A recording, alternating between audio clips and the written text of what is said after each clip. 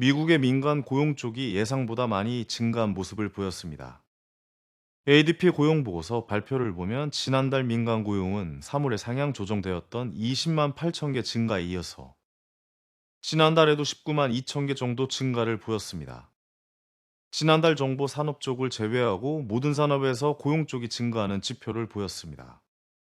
건설업이 3만 5천 개 정도의 일자리가 나오면서 증가세를 보였고, 무역과 운송 쪽은 2만 6천 개의 증가세, 그리고 비즈니스 서비스 관련 일자리는 2만 2천 개의 증가폭을 보였습니다. 제조업 일자리가 9천 개, 그리고 금융 쪽 산업 고용은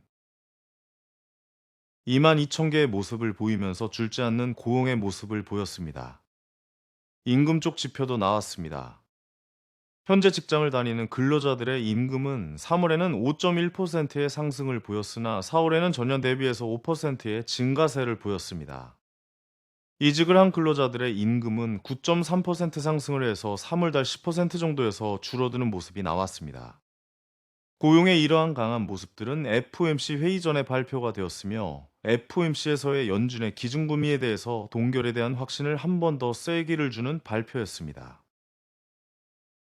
민간 고용의 증가하는 모습들은 미국 시장이 견고하다는 것을 알 수 있으며, 강하게 유지되는 노동 시장과 줄어들지 않는 인플레이션의 결합은 굳이 파월이 당장 금리 인하를 할 필요는 없다라는 것을 알 수 있습니다. 높은 수준의 고용과 일자리 수는 미국의 노동 시장이 놀라울 정도로 강세를 보이고 있다고 볼 수 있습니다. 2022년 3월 인플레이션을 막기 위해 금리 인상을 시작했을 때 경제가 침체가 추후 빠지고 실업률이 높아질 것이라는 예측들이 있었으나, 그 예측이 현재 시점에서 빗나가고 있음을 알 수 있습니다.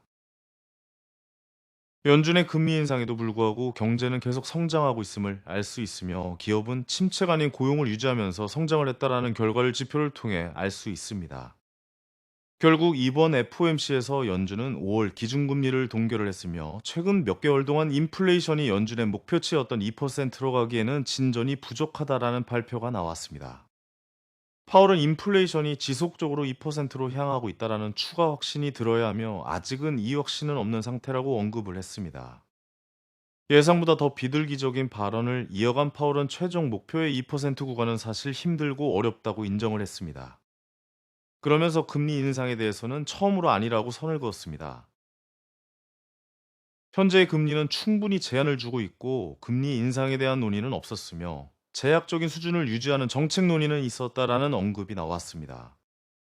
스태그플레이션에 대한 가능성도 현재 지표들을 봤을 때는 없을 것이라는 의견을 더했고, 앞으로도 성장률은 좋을 것이라는 언급을 이어서 진행했습니다. 이러한 발언들이 파월이 생각보다 더 완만한 발언을 했다라는 평가를 받았습니다.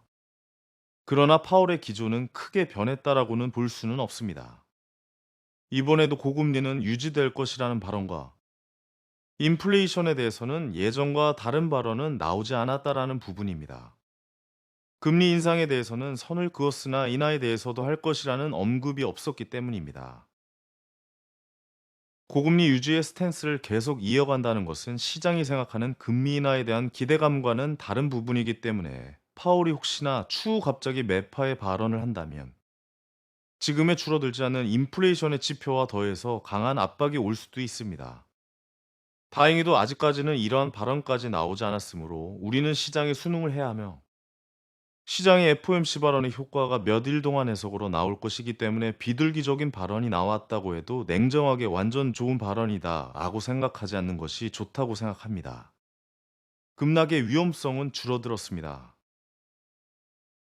이것만으로도 좋은 FOMC의 결과이지만, 얼마 전처럼 언제든 모든 방향성에 대해 냉정함을 잃는다면 시장이 조정을 주기 때문에, 늘 좋은 부분, 나쁜 부분을 다 고려하는 투자 생활이 되셨으면 좋겠습니다. 감사합니다.